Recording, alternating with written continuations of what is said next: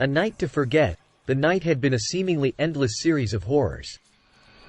It had started out normal enough, with drinks and laughter at the local pub. But soon enough, dark clouds had made their presence known and thunder began to roll in. Everyone had gotten a bit nervous, but nothing seemed like it was going to happen. Until, of course, something did.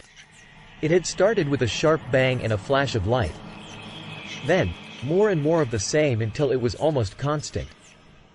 It felt like the entire town was lit up in a dance of lightning and thunder. It wasn't long before a heavy rain started. It was the kind of rain that made you huddle inside and dread going outside. But that's exactly what we did, against our better judgment. We ventured out, into the night, with nothing but a few flashlights and cell phones to protect us from whatever might be out there.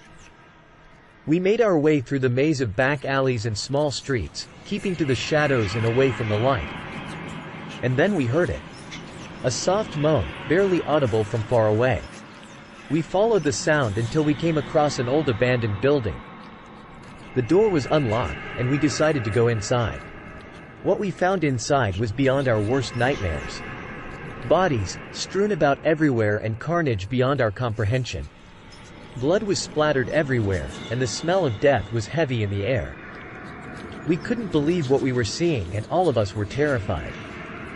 We didn't want to be in this place any longer, but something kept us rooted in that spot, unable to turn away from whatever was happening. And then, the killer made himself known.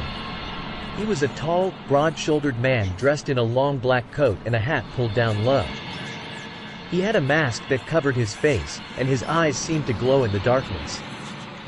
He laughed as we ran away, a deep and sinister laugh that sent shivers down our spines. And then, a huge explosion. The building shook and the ceiling came smashing down. We all screamed as we ran away, but it was too late. The killer had booby-trapped the building, and it had gone off as we were leaving. There were no survivors. Not a single one. To this day, nobody knows who the killer was or what his motives were. We will never know. All we can do is remember that night and the countless lives that were lost in it. The night had been a night to forget.